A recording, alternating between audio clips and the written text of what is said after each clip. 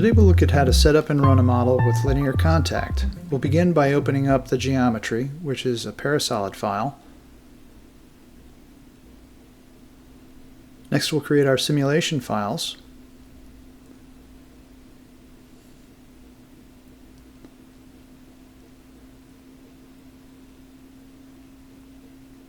And we'll create a linear static solution.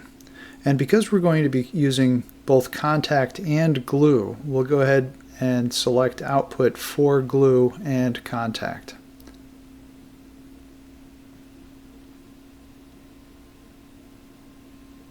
Alright, next we'll go to the idealize part, where we'll get an associative copy of the solid bodies.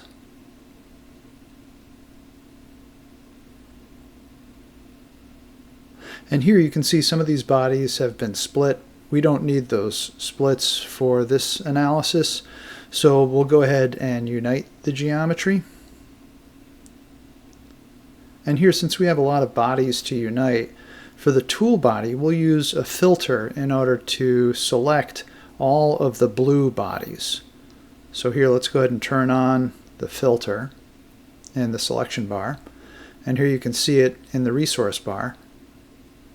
We'll go ahead and select color, and then we'll inherit the color from the body that has the same color that we want to use for all of our tool bodies. So here you can see it just gets the blue. And we'll do the same thing for the plate. You can see that's all the same color. We'll go ahead and inherit it for our selection of our tool bodies and drag a box. And that does not get the fasteners.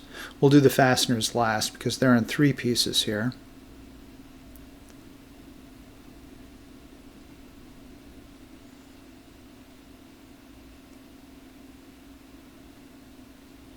And I'm using the middle mouse button to apply. Alright, now that we have everything united, we do want to split the beam so that we can traditionally brick mesh it. And we'll split it with an offset plane. And we'll define that offset to be right on that edge.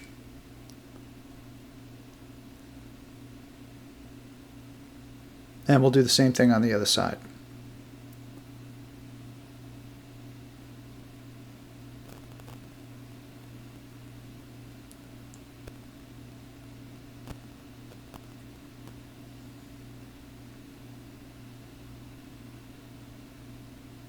Alright, next we'll go to the FEM.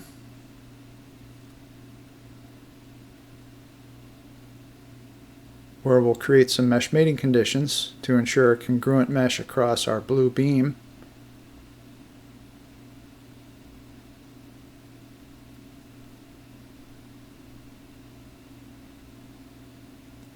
Next, because we also want a congruent mesh on our other beam in purple, which will be shell meshed, we'll stitch the edges there. And you can see where it's stitched, it's created a cyan edge, which means that it's stitched if you have that on in your model display. So let's go ahead and create a shell mesh on our surfaces.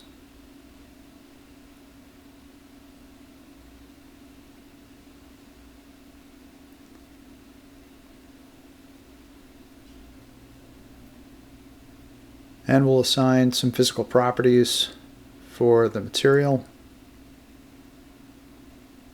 and the thickness.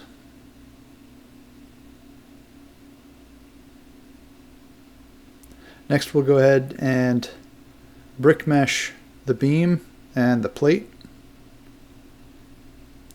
And everything in this assembly is made out of the same material. So here we'll assign physical properties to our solid meshes and select the same material.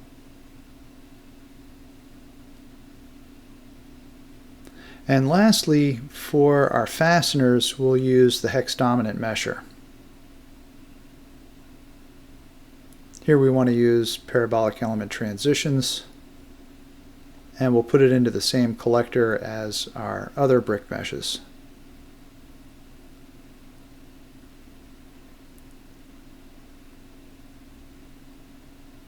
Alright, so that looks good. Let's go to the sim where we'll specify our edge to surface glue. Begin by specifying our edge region.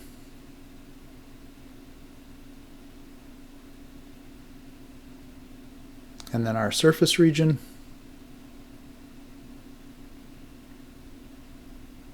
And our search distance. Next, we'd like to create our surface-to-surface contact.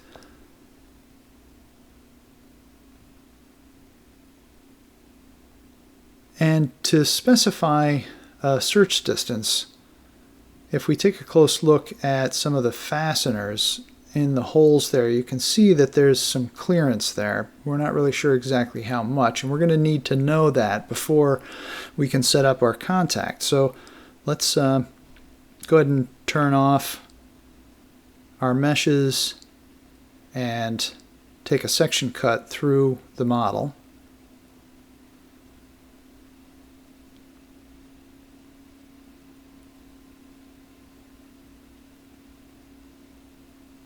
And then we'll take a measurement and see how large this gap is.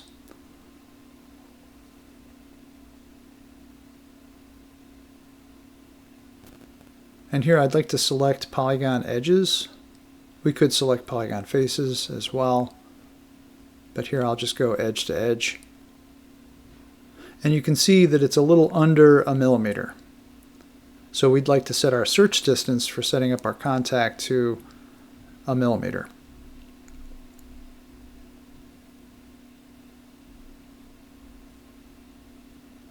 So here we could set surface to surface contact, but if we're not sure if we might want to glue it at some point, it's more flexible to create surface to surface contact glue.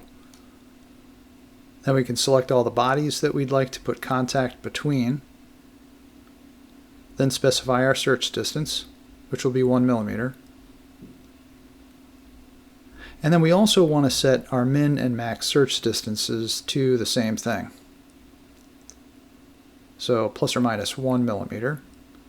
And lastly, because of that gap, we don't really need it in terms of our simulation. So we'd like to remove it. So I'm going to say set gaps and penetrations to 0 with our contact parameters. And this is important to help our model solve successfully. Next, we'll put some loads on the model.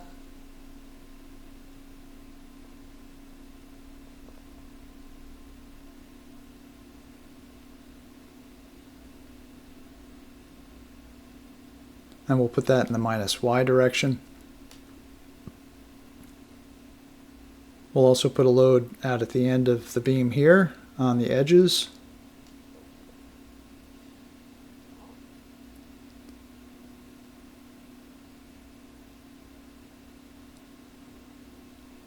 And then we'll put a fixed constraint down in the bottom.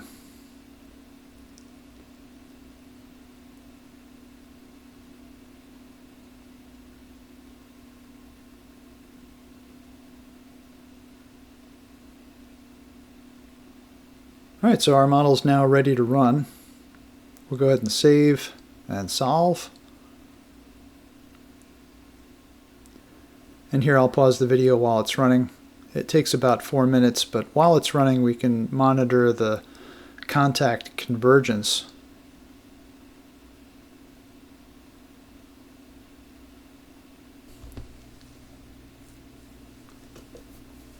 Alright, now that the solution is complete, let's take a look at our results.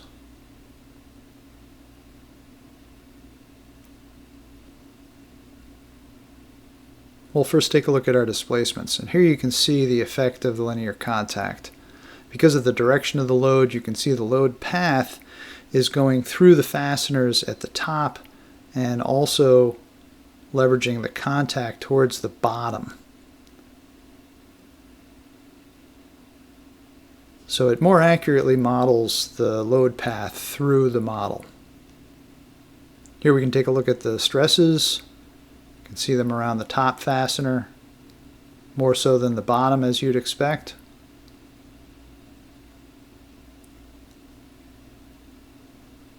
can also take a look at the contact forces, and here you can see the effect of the setting the gaps and penetrations to 0. We can see that the contact has been resolved on the whole area of the fastener and through the shank. And we can lastly take a look at our glue forces as well. Here's the glue magnitude. We can also take a look at the glue force in the Z direction, so you can see how it's in compression at the bottom and tension at the top. You can also see by the glue region that it's spread out that glue across the thickness of the shells. And that's how to set up and run linear contact.